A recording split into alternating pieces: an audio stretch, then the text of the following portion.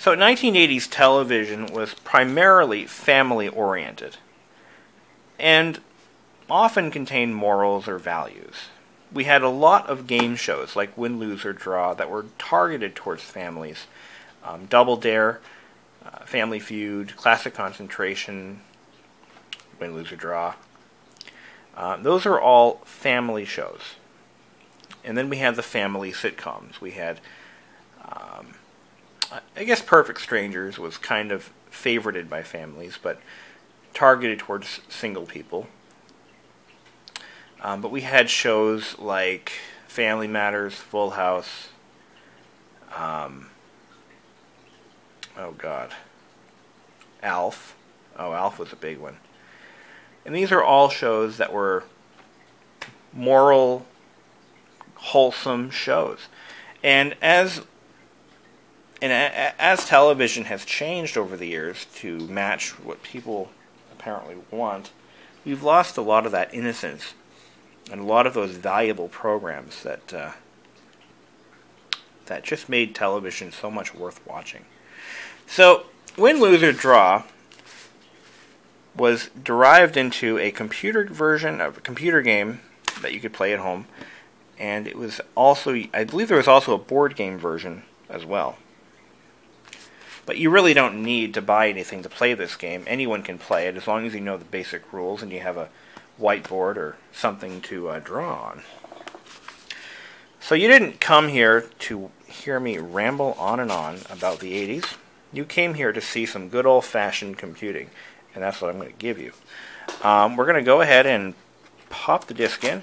Now, by the way, this package came with 3 versions: the Apple II, the Commodore 64 128, and the IBM and Tandy compatible version.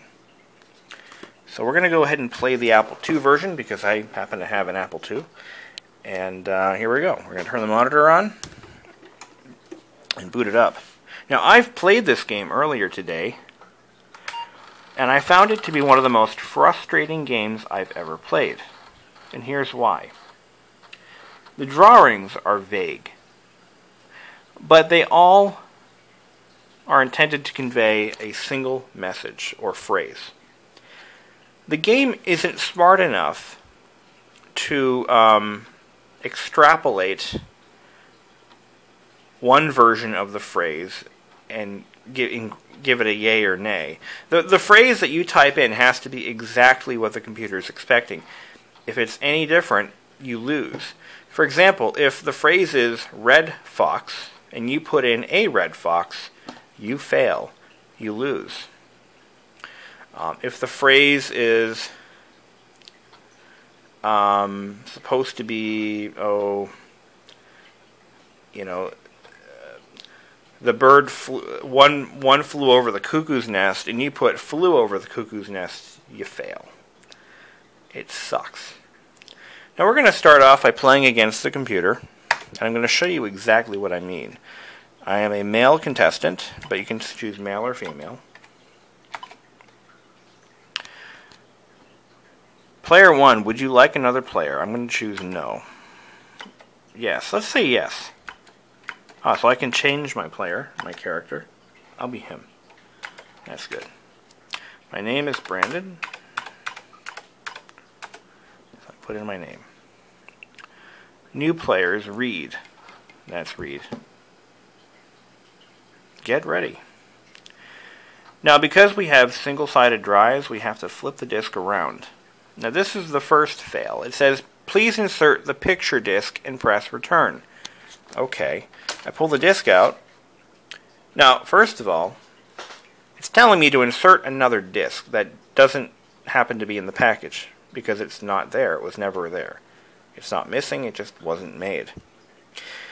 It should tell you to flip the disc over. See, it tells you here, side 1, program, side 2, questions. So there's obviously a language barrier there. This game was obviously rushed into production to be timely for the show.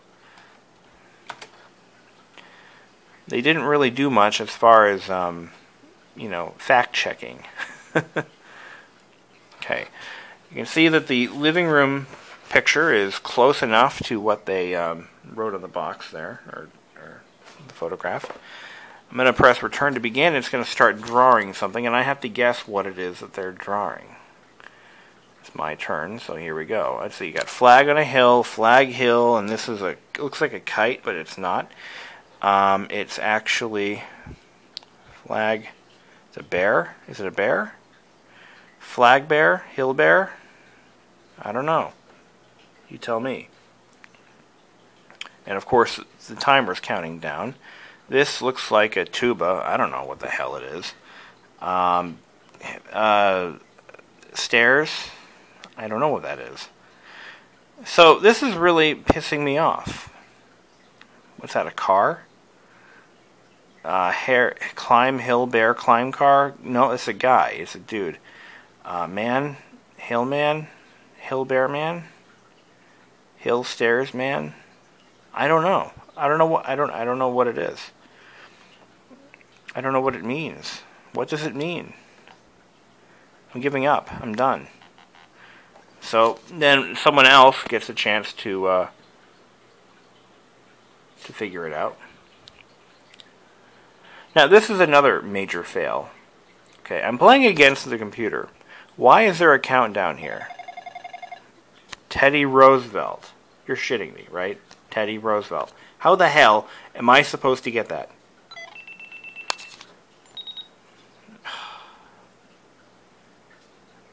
Reed, your Tim wins $100. I think Reed is this other side. I'm confused. Alright. Reed's team is guessing. So Reed got the points because Reed's team figured it out. Okay. Now, this is important. When the other team is drawing, you have to make sure that you're actually paying attention because you're going to get a chance to guess as to what it is if someone on the other team doesn't figure it out first. So I'm going to say this is T. It's obviously T. T. Cup. Another cup. A crudely drawn, whatchamacallit? Twin T, 2T. Okay, so they're guessing words randomly, like T. And that's your first clue. If you type in the word T, and it matches the phrase, it goes up on the screen. If it doesn't, the word goes away, and you don't get to see it again. So that's your way of guessing what it is. But I can't stop the timer, even though I'm playing against T for 2. You're shitting me. Really? I would have never guessed that. And that's why this game is so poorly... It was obviously rushed into production, and it wasn't well thought out, because no one's going to figure that out. Now here's my next game. Okay. It's a duck. Oh, I've gotten this puzzle before. No, I didn't. No, never mind, I didn't. Duck. So I have to type in words. Duck, bill. Oh. Nope. Duck. Boat. Nope. Duck man. Row. Nope. Duck row. Row the. Nope. Boat. Water. Nope. Hat. Nope. Paddle. Nope. Okay. Now the other team gets a chance to solve my puzzle because I failed so badly. But why is there a countdown timer? The computer is obviously not thinking about it. I mean, is that a ruse? What is that for?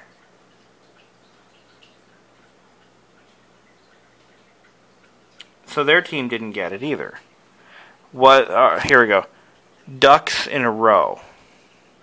I believe... You know, come on. This game sucks. Okay, here's another one. Now, Reed's team is trying to draw something that they can guess. I just find that games like this are incredibly frustrating to play because they are looking for an exact phrase that could be interpreted 100 different ways. Paint, artist, brush. Anyway. Okay. You know, that's pretty much it. And you don't get to draw anything on your own either. You know, you don't get to draw anything because, well, first of all, they didn't have the technology then, or at least built into this game, to utilize a mouse. Remember, back then, not many people had mice, and if they did, they had actually had an exterminator come in and take care of the problem. So, yeah, I guess the technology was so limited then that they could do only so much, and because games like this were designed to be timely at their release, I mean, if they released this game a year or two later because they were putting it in development, they wouldn't have made a dime on it. So let's take a look at other offerings that this company, High-Tech Expressions, offered. So this is the 1989 fall catalog that came in the box. And we've got a game, or for the Fun House game show that was popular back then. They offered several home publishing or print shop type applications, and they seem to be pretty heavily licensed in the Sesame Street game. So they've got Learning Library, Let Her Go Round, First Writer, Ernie's Big Splash, Grover's Animal Adventures. I mean, stuff like that. What's this one?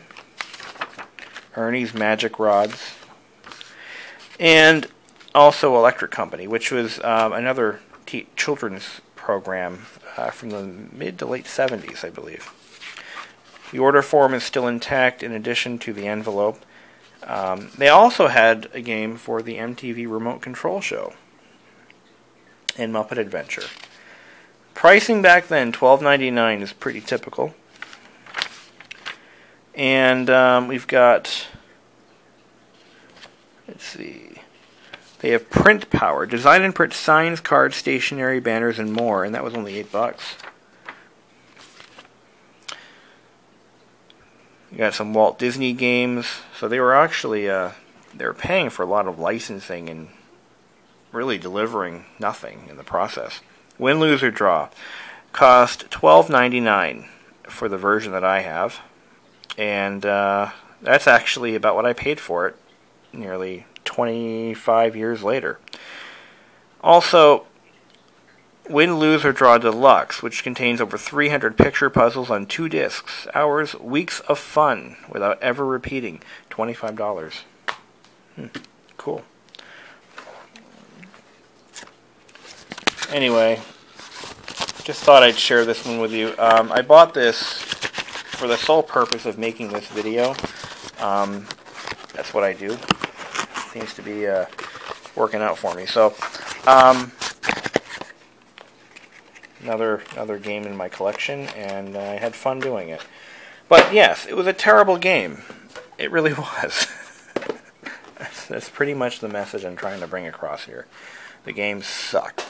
And I've got Where in the World is Carmen Sandiego coming this week. Hopefully it'll be here soon. So I want to get on that. I want to try to make a backup of it too. So yes, you can use the Apple II for gaming. Just don't plan on having a lot of fun.